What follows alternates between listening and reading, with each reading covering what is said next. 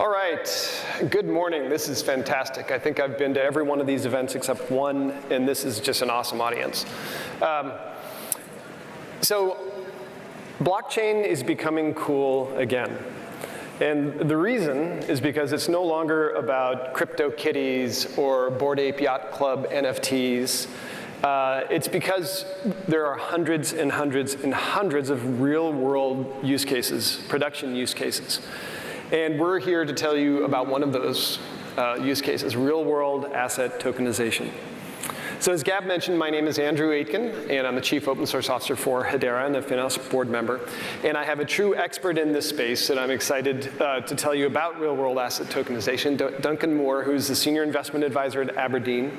For those of you who may not know abrdn, it's a global investment firm with about $500 billion in assets under management. And before I turn it over to him to tell us about this topic, I want to tell you a little bit about Hedera, because I'm sure most of you don't actually know who we are. So Hedera is an open source, leaderless, proof-of-stake blockchain, or distributed ledger network. What that means is all our software is open source under Apache license. Leaderless means that there's no single individual or small group of individuals that control the decisions that involve our network, and that's really important. I'll talk about that for just a brief minute more. And that we're proof of stake. As you may be aware, there are two types of ways that consensus is driven in the blockchain. That's either proof of work, which is Bitcoin, or proof of stake, which is known. Ethereum is kind of the leader in that space, and we are a proof of stake. And I'll talk about that, why that's important in just a moment. So in this eye chart slide, please just look at the left-hand column. So in our industry, although it's a very distributed technology, control of these networks in many instances is actually governed by a small group of individuals for some of the other chains out there. So what we've done to address that control issue is created a governing council of 32 world-class organizations, and you can see them here on the left, of which abrdn is one of our council members, and Duncan is actually on our board. And that really, in our council, very transparently, all of our decisions are on-chain, very transparently makes the strategic decisions that affect our network, and that helps build a lot of trust in our ecosystem.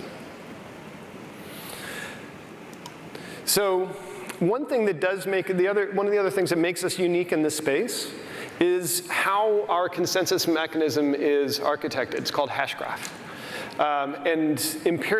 There have been a number of empiric studies that have shown that we are actually the lowest carbon impact blockchain in existence today.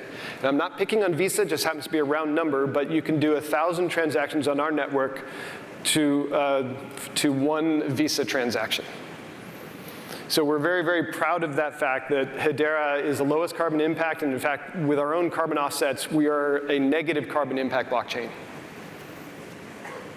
So that's a little bit about us. At this point, I want to turn it over to the man of the 11 minutes to tell us about real-world asset tokenization.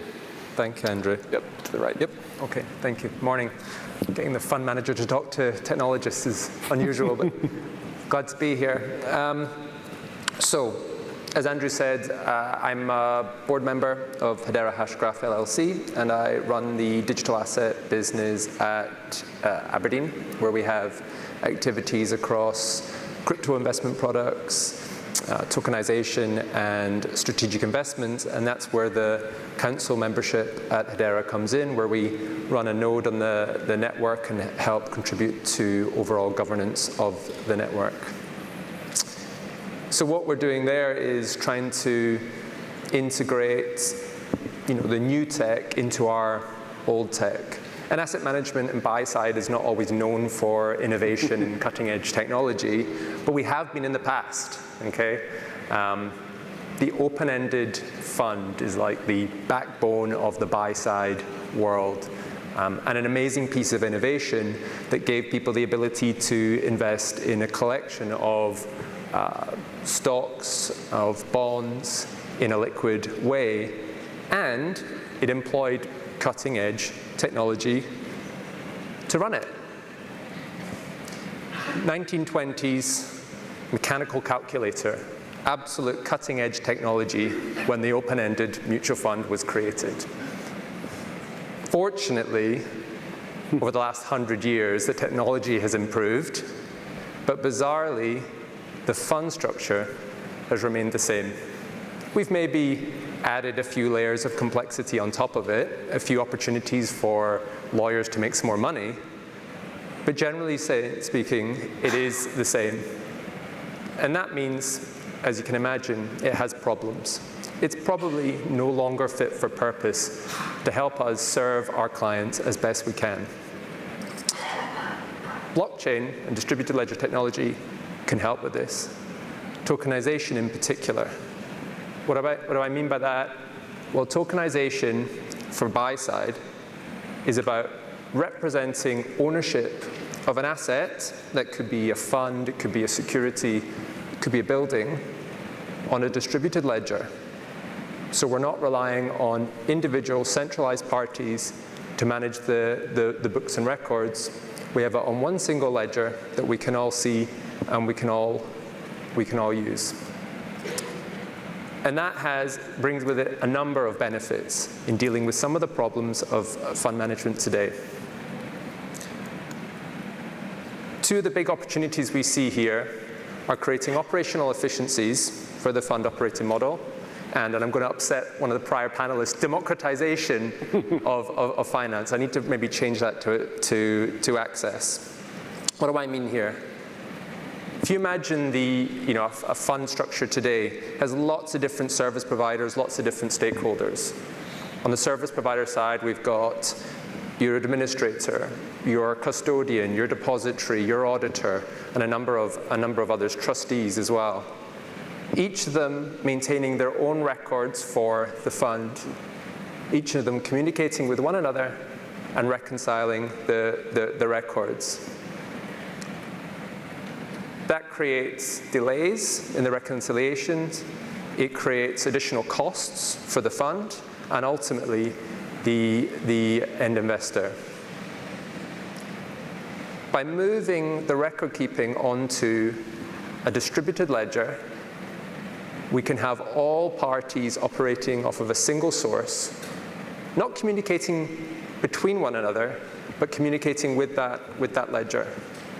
Not only can that increase the speed at which processes are made, but it can also make managing the relationships with those service providers much, much easier. You can imagine replacing one service provider much easier in that model than the old model where you had to have them introduced to all the other service providers. One of the other operational benefits here with tokenization is internal operational processes moving on-chain. Last year, Aberdeen tokenized its money market funds, so dollar, euro, sterling money market funds, and made them available on an open venue.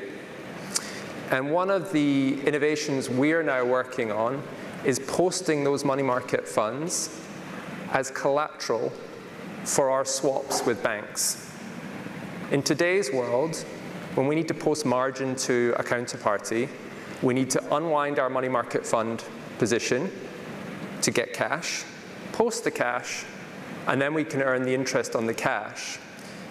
But it takes 2 days to complete that process. So the counterparty, the bank, and there'll be sell side here in the room today, has 2 days of counterparty risk while we post that cash.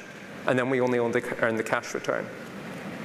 With tokenized money market funds, posting them as collateral, we post them instantly, absolute instant settlement of that counterparty risk for the bank. And then we earn not the cash rate, but the money market rate. So we earn a higher return on our collateral posted. Better for our clients, better for our business, and better for the counterparty. So these are some of the operational efficiencies that we can see coming into the business using tokenization.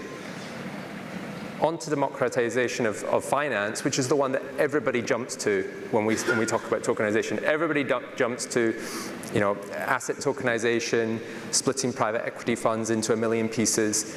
And it's true, but it will be a much, much longer journey. I don't know if anybody saw the McKinsey report yesterday. I think they're estimating $2 trillion tokenized by 2030. I think that's probably actually underestimating where it's going to be. I think the derivatives market, they weren't even capturing that. But we are going to have multiple $1 trillion of assets tokenized over the next 5 to 6 years. One of the benefits of tokenizing funds is improving access. So today, the investment world is incredibly unequal. The largest institutional investors get the best opportunities, and the smallest investor is left with whatever's left. You have a huge difference in investors' ability to diversify their portfolios, earn different sources of income, depending on their size.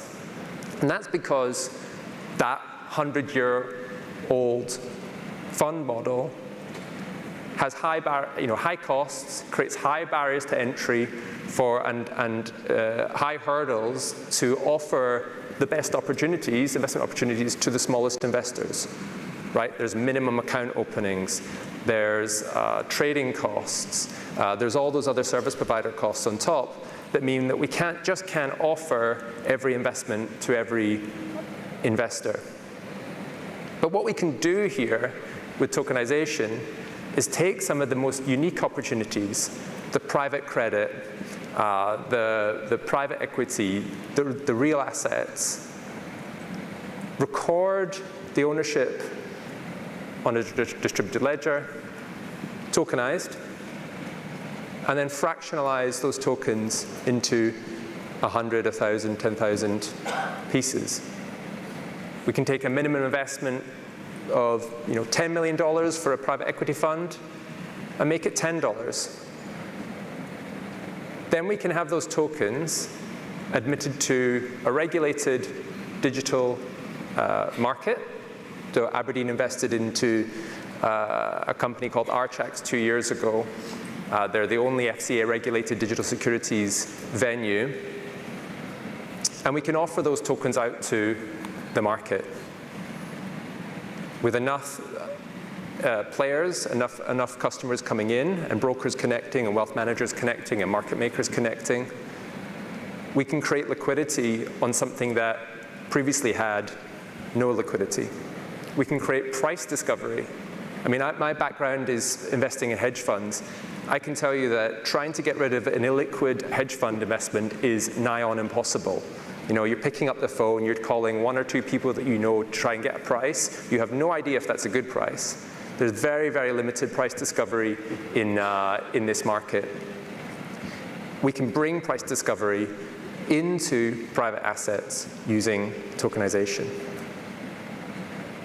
Now, we can do this largely on our own, and we can give our business a competitive edge. We can be transformational for our business. But I don't see a better opportunity in buy-side for open source than tokenization.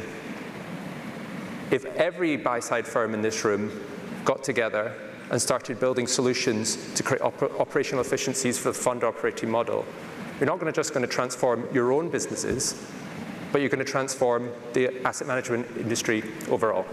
Thank you. Thank you.